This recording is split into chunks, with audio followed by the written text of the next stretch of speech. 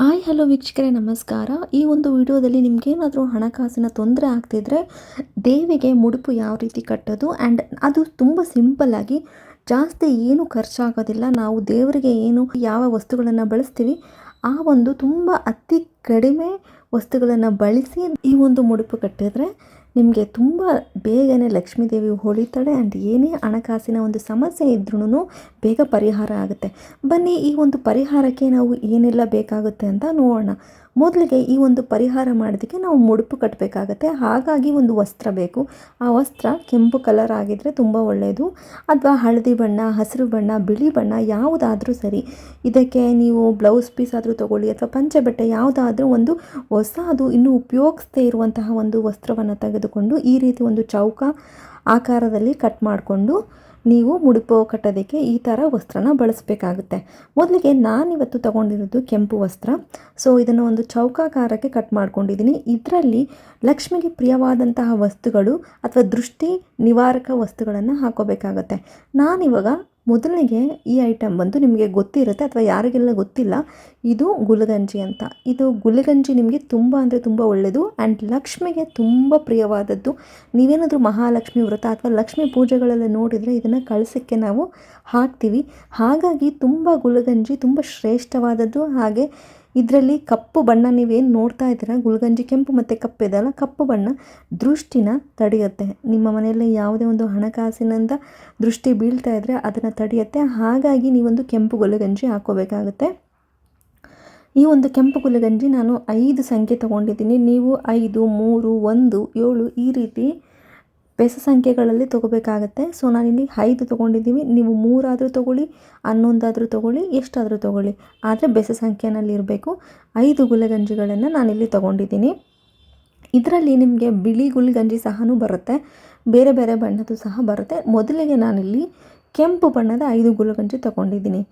ನಿಮ್ಮ ಮನೆಯಲ್ಲಿ ನೀವು ಎಷ್ಟೇ ದುಡಿತಾ ಇದ್ರೂ ದುಡ್ಡು ನಿಲ್ತಾ ಇರಲ್ಲ, ಅಥವಾ ನೀವು ಕಷ್ಟಪಟ್ಟು ದುಡಿತಾ ಇದ್ರೂ ಸಂಬಳ ಬರ್ತಾ ಇರಲ್ಲ, ಏನಾದರೂ ಒಂದು ಅಡೆತಡೆ ಇರುತ್ತಲ್ಲ. ಹಾಗಾಗಿ ಲಕ್ಷ್ಮಿಗೆ ಪ್ರಿಯವಾದಂತಹ ಗುಲ್ಗಂಜಿನ ಮುಡುಪು ಕಟ್ಟೋದಕ್ಕೆ ಹಾಕ್ಕೊಂಡಿದ್ದೀನಿ. 5 ಹಾಕ್ಕೊಂಡಿದ್ದೀನಿ. ಸೊ ಮುಂದಿನ ಒಂದು ವಸ್ತು ಏನಂತಂದರೆ ನಿಮಗೆ ಗೊತ್ತಿರುತ್ತೆ, ತುಂಬ ಜನ ಬಳಸಿರ್ತೀರ. ಯಾರೆಲ್ಲ ವರಮಹಾಲಕ್ಷ್ಮಿ ಪೂಜೆ ಮಾಡಿರ್ತೀರ ಅಥವಾ ಲಕ್ಷ್ಮೀ ಪೂಜೆ ಮಾಡಿರ್ತೀರ ಅವ್ರಿಗೆಲ್ಲ ಗೊತ್ತಿರುತ್ತೆ. ಇದಕ್ಕೆ ತುಂಬ ಏನು ಖರ್ಚಾಗಲ್ಲ. ದೇವರಿಗೆ ನೀವೇನು ಸಾಮಾನು ಬಳಸ್ತೀರ, ವಸ್ತುಗಳನ್ನೆಲ್ಲ ಇಡ್ತೀರ, ಅದೇ ವಸ್ತುಗಳನ್ನು ಬಳಸಿ ಮಾಡೋದು.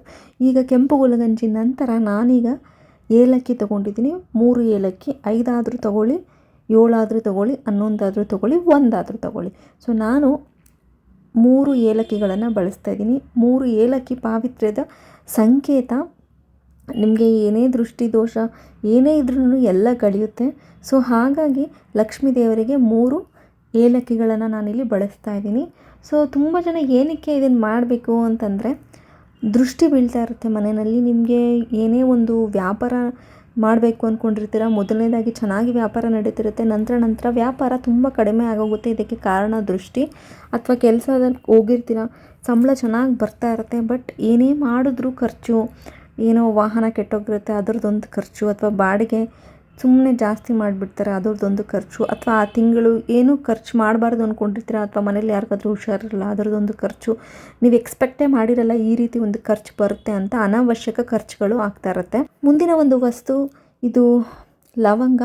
ಲವಂಗ ತುಂಬ ಅಂದರೆ ತುಂಬ ಶ್ರೇಷ್ಠ. ನೀವು ನೋಡಿರ್ತೀರ, ಅಡುಗೆಗೆ ಬಳಸ್ತೀವಿ ಶ್ರೇಷ್ಠವಾದಂಥದ್ದನ್ನು, ಅಥವಾ ಲಕ್ಷ್ಮೀ ದೇವಿಗೆ ವ್ರತ ಮಾಡುವ ಸಂದರ್ಭದಲ್ಲಿ ಕಳಸಕ್ಕೂ ಸಹ ಈ ಒಂದು ವಸ್ತುನ ಹಾಕ್ತೀವಿ.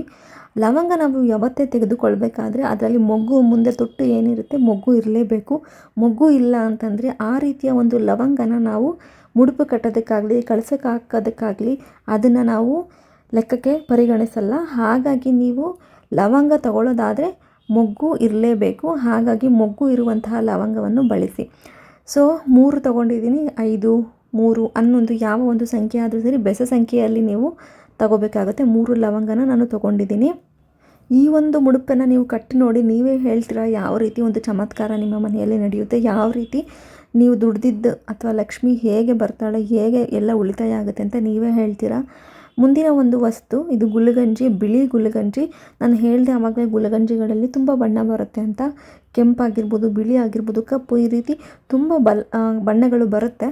ನಾನೀಗ ಬಿಳಿ ಗುಲಗಂಜಿ ತಗೊಂಡಿದ್ದೀನಿ. ಗುಲಗಂಜಿ ಲಕ್ಷ್ಮಿಗೆ ತುಂಬ ಅಂದರೆ ತುಂಬ ಪ್ರಿಯವಾದದ್ದು.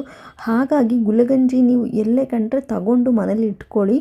ಸೊ ಬಿಳಿ ಬಣ್ಣದ್ದಾಗಿರ್ಬೋದು, ಕೆಂಪು ಬಣ್ಣದ್ದಾಗಿರ್ಬೋದು, ಈ ಒಂದು ಗುಲಗಂಜಿಗಳನ್ನು ನೀವು ಬಳಸಿ ನಿಮಗೆ ಚೇಂಜಸ್ ಗೊತ್ತಾಗುತ್ತೆ.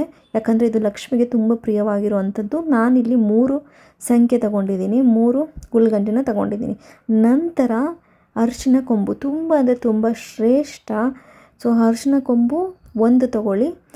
ಸೊ ಚಿಕ್ಕದಾದರೂ ಸರಿ ದೊಡ್ಡದಾದರೂ ಸರಿ 1 ಅರಿಶಿನ ಕೊಂಬನ್ನು ನಾನಿಲ್ಲಿ ತೊಗೊಂಡಿದ್ದೀನಿ. ಇದು ಅಷ್ಟೇ, ಯಾವುದೇ ಒಂದು ದೃಷ್ಟಿ ದೋಷ ನಿಮ್ಮ ಮನೆಯಲ್ಲಿ ಆಗ್ತಾಯಿದ್ರೆ ಇದನ್ನೆಲ್ಲ ತಡೆಯುತ್ತೆ. ಹಾಗಾಗಿ ಈ ಎಲ್ಲ ಏನು ವಸ್ತುಗಳಲ್ಲಿ ಹೇಳಿದ್ದೀನಿ ಎಲ್ಲ ಲಕ್ಷ್ಮಿಗೆ ಪ್ರಿಯವಾಗಿರುವಂಥದ್ದು. ಹಾಗಾಗಿ ಈ ಎಲ್ಲ ವಸ್ತುಗಳನ್ನು ನೀವು ತಗೊಂಡು ನೀವು ನೋಡಿ ನಿಮಗೆ ಗೊತ್ತಾಗುತ್ತೆ ಯಾವ ರೀತಿ ಚೇಂಜಸ್ ಆಗುತ್ತೆ ಅಂತ.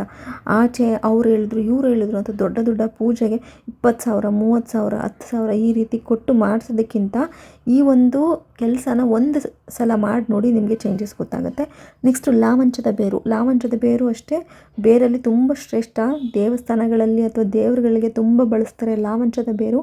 ಇದು ನೋಡೋದಕ್ಕೆ ತೆಂಗಿನಕಾಯಲ್ಲಿ ಬರುತ್ತಲ್ಲ ಆ ಜುಟ್ಟು ಥರನೇ ಇರುತ್ತೆ, ಬಟ್ ಇದು ಲಾವಂಚದ ಬೇರು ಅಂತ ಕರಿತೀವಿ. ನೀವು ಪೂಜೆ ಅಂಗಡಿಗೆ ಗ್ರಂಥಿಗೆ ಅಂಗಡಿಗಳಲ್ಲಿ ಹೋಗಿ ಕೇಳಿದರೆ ಗುಲ್ಗಂಜಿ, ಲಾವಂಚದ ಬೇರು ಇದೆಲ್ಲ ಸಿಗುತ್ತೆ ನಿಮಗೆ. ಅರಿಶಿನ ಕೊಂಬು, ಏಲಕ್ಕಿ ಅಥವಾ ಲವಂಗ ಇದೆಲ್ಲ ಗೊತ್ತಿರುತ್ತೆ. ಲಾವಂಚದ ಬೇರು ಅಥವಾ ಗುಲ್ಗಂಜಿ ಯಾರಿಗೆಲ್ಲ ಗೊತ್ತಿಲ್ಲ, ನೀವು ಫಸ್ಟ್ ಟೈಮ್ ಇದನ್ನು ನೋಡ್ತಾ ಇದ್ದರೆ ನಿಮಗೆ ಇದು ಎಲ್ಲಿ ಸಿಗುತ್ತೆ ಅಂತ ಗೊತ್ತಿಲ್ಲ ಅಂತಂದರೆ ಗ್ರಂಥಿಗೆ ಅಂಗಡಿನಲ್ಲಿ ಹೋಗಿ ಕೇಳಿ. ಜಸ್ಟ್ ಸ್ಕ್ರೀನ್ಶಾಟ್ ಅಥವಾ ಫೋಟೋ ತೊಗೊಂಡು ಲಾವಂಚದ ಬೇರು ಅಥವಾ ಗುಲ್ಗಂಜಿ ಅಂತ ಹೋಗಿ ಕೇಳಿದ್ರೆ ನಿಮಗೆ ಕೊಟ್ಬಿಡ್ತಾರೆ. ಇದರ ಪಾವಿತ್ರ್ಯತೆ ತುಂಬ ಅಂದರೆ ತುಂಬ ಇದೆ, ತುಂಬ ಶ್ರೇಷ್ಠ. ಪೂಜೆಗಳಲ್ಲಿ ತುಂಬ ಬಳಸ್ತೀವಿ. ಸೊ ಮನೆಯಲ್ಲಿ ಯಾರ್ದಾದ್ರೂ ನೀವು ಸಾಲ ಕೊಟ್ಟಿರ್ತೀರಾ ಅಥವಾ ವಾಪಸ್ ಕೊಡ್ತಾ ಇರಲ್ಲ, ಅಥವಾ ನಿಮಗೇನಾದರೂ ಮನೆ ಕಟ್ಸೋದಕ್ಕೆ ಬಹಳ ಮುಖ್ಯವಾದ ಕೆಲಸಕ್ಕೆ ನಿಮಗೆ ಲೋನ್ ಬೇಕಾಗಿರುತ್ತೆ, ದುಡ್ಡು ಬೇಕಾಗಿರುತ್ತೆ, ಸಿಗ್ತಾ ಇರಲ್ಲ. ಎಷ್ಟೇ ಕಷ್ಟಪಟ್ಟರು ಲೋನ್ಗಳಾಗ್ತಾರಲ್ಲ ಮನೆ ಕಟ್ಸೋದಕ್ಕೆ, ಮದುವೆ ಮಾಡೋದಕ್ಕೆ ಎಲ್ಲ ಯಾವುದಾದ್ರೂ ಒಂದು ಬಹಳ ಮುಖ್ಯವಾದ ರೀಸನ್ಗೆ ಕಾರಣದಿಂದ ನಿಮಗೆ ದುಡ್ಡು ಬರ್ತಾರಲ್ಲ, ಅಂಥ ಒಂದು ಟೈಮಲ್ಲಿ ಈ ಕೆಲಸನ ಮಾಡಿ ನಿಮಗೆ ದುಡ್ಡು ಬರುತ್ತೆ. ಅನಿರೀಕ್ಷಿತವಾಗಿ ನೀವು ಅಂದ್ಕೊಂಡೇ ಇರಲ್ಲ ಅವರು ಸಹಾಯ ಮಾಡ್ತಾರಂತ, ಅಂಥ ಕಡೆಗಳಿಂದ ನಿಮಗೆ ಸಹಾಯನೂ ಸಿಗುತ್ತೆ. ಅಥವಾ ನೀವು ಯಾರಿಗಾದ್ರೂ ದುಡ್ಡು ಕೊಟ್ಟು ಮೋಸ ಹೋಗಿರ್ತೀರ, ಕೇಳಿ ಕೇಳಿ ಕೇಳಿ ನಿಮಗೆ ಸಾಕಾಗಿರುತ್ತೆ, ತುಂಬ ಜಗಳ ಆಗಿರುತ್ತೆ, ದುಡ್ಡಿನ ವಿಷಯಕ್ಕೆ ಮನಸ್ತಾಪ ಆಗಿರುತ್ತೆ, ಅವರೇ ಬಂದು ನಿಮ್ಮ ಸಾಲ ತೀರಿಸ್ತಾರೆ. ಈ ರೀತಿ ಒಂದು ಪವಾಡಗಳೆಲ್ಲ ನಡೆಯುತ್ತೆ.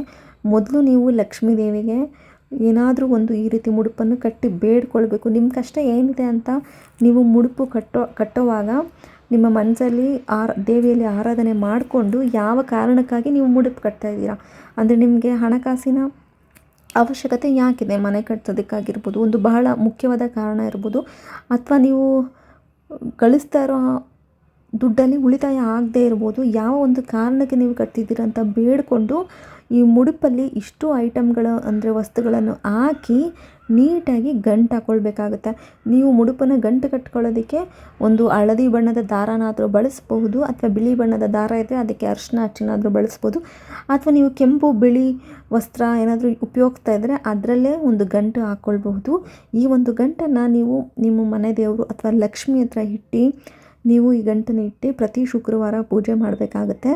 ಶುಕ್ರವಾರ ಲಕ್ಷ್ಮಿಯ ದಿನ, ಹಾಗಾಗಿ ಪ್ರತಿ ಶುಕ್ರವಾರ ತಪ್ಪದೆ ಪೂಜೆ ಮಾಡಿ. ಇದನ್ನು ನೀವು 3 ವಾರ ಅಥವಾ 6 ವಾರ 9 ವಾರಗಳವರೆಗೂ ನೀವು ಇಟ್ಟು ಪೂಜೆ ಮಾಡಬಹುದು. 9 ವಾರದ ನಂತರ ನೀವು ಇನ್ನೊಂದು ಮುಡುಪನ್ನು ಕಟ್ಟಿ ನೀವು ಬೇಡ್ಕೊಳ್ಳಿ. ನಿಮಗೆ ಕಾಲಕ್ರಮೇಣ ನೀವು ದುಡಿತಾ ಇರೋ ಏನು ಗಳಿಸ್ತಾ ಇರ್ತೀರ ಅದರಲ್ಲೆಲ್ಲ ಲಾಭ ಆಗ್ತಾ ಇರತ್ತೆ, ನಿಮಗೆ ಗೊತ್ತಾಗುತ್ತೆ. ಅಥವಾ ಯಾರೆಲ್ಲ ವ್ಯವಹಾರ ನಡೆಸ್ತಾ ಇದ್ದೀರಾ, ನಿಮ್ಮ ಒಂದು ದುಡ್ಡು ಇಡುವ ಸ್ಥಳ ಅಂದರೆ ಖಜಾನೆ ಏನಿರುತ್ತೆ ಅಲ್ಲಿ ಇದನ್ನು ಇಟ್ಟು ಆವಾಗ ನಿಮಗೆ ಹಣದ ಆಕರ್ಷಣೆ ಅದರ ಕಡೆ ಆಗುತ್ತೆ. ಸೊ ಹಾಗಾಗಿ ನೀವು ಪಾಸಿಟಿವ್ ಅಂದರೆ ಜಾಸ್ತಿ ಪಾಸಿಟಿವ್ ಥಾಟ್ಸ್ನ ತಗೊಳ್ಳಿ. ನೀವು ದುಡ್ದಿದ್ದೆಲ್ಲ ಉಳಿತಾಯ ಆಗುತ್ತೆ ಅನ್ನೋ ಒಂದು ಮನೋಭಾವನೆ ಇಟ್ಟು ಲಕ್ಷ್ಮೀ ದೇವರಲ್ಲಿ ಈ ರೀತಿಯ ಒಂದು ಪೂಜೆ ಮಾಡಿ ನಿಮಗೆ ಚೇಂಜಸ್ ಗೊತ್ತಾಗುತ್ತೆ. ನಿಮಗೆಲ್ಲ ಈ ವಿಡಿಯೋ ತುಂಬ ಯೂಸ್ಫುಲ್ ಆಗಿರುತ್ತೆ ಅಂತ ಭಾವಿಸ್ತೀನಿ. ಆ್ಯಂಡ್ ಯಾರೆಲ್ಲ ನನ್ನ ಚಾನಲ್ ಫಸ್ಟ್ ಟೈಮ್ ನೋಡ್ತಾ ಇದ್ದೀರಾ ನನ್ನ ಚಾನಲ್ಗೆ ಸಬ್ಸ್ಕ್ರೈಬ್ ಮಾಡ್ಕೊಳ್ಳಿ. ಯಾವುದೇ ಒಂದು ವಿಡಿಯೋ ಅಪ್ಲೋಡ್ ಮಾಡಿದ್ರೂ ನಿಮಗೆ ನೋಟಿಫಿಕೇಷನ್ ಬರುತ್ತೆ ಅಂತ ಹೇಳ್ತೀನಿ. ಆ್ಯಂಡ್ ಲಕ್ಷ್ಮೀ ದೇವಿ ನಿಮ್ಮೆಲ್ಲರಿಗೂ ಒಲಿಲಿ, ನೀವು ಪಡುವಂಥ ಕಷ್ಟದ ಕೆಲಸಕ್ಕೆ ಒಂದು ಒಳ್ಳೆ ಲಕ್ಷ್ಮಿ ಹಣಕಾಸು ಸಂಪಾದನೆ ಆಗಲಿ ಅಂತ ನಾನು ಈ ಒಂದು ವಿಡಿಯೋದಲ್ಲಿ ದೇವರಲ್ಲಿ ಪ್ರಾರ್ಥಿಸ್ತಾ ನಿಮಗೆಲ್ಲರಿಗೂ ಒಳ್ಳೆಯದಾಗಲಿ ಅಂತ ಕೇಳ್ಕೊಳ್ತಾ ಈ ಒಂದು ವಿಡಿಯೋನ ಮುಗಿಸ್ತೀನಿ. ಎಲ್ಲರೂ ನನ್ನ ಚಾನಲನ್ನು ಈ ವಿಡಿಯೋ ನೋಡಿದ್ದಕ್ಕೆ ತುಂಬ ಧನ್ಯವಾದಗಳು. ಮುಂದಿನ ಒಂದು ವಿಡಿಯೋದಲ್ಲಿ ಸಿಗ್ತೀನಿ. ಅಲ್ಲಿವರೆಗೂ ಎಲ್ಲರೂ ಟೇಕ್ ಕೇರ್. ತುಂಬ ಧನ್ಯವಾದಗಳು ಈ ವಿಡಿಯೋ ನೋಡಿದ್ದಕ್ಕಾಗಿ ವೀಕ್ಷಕರೇ.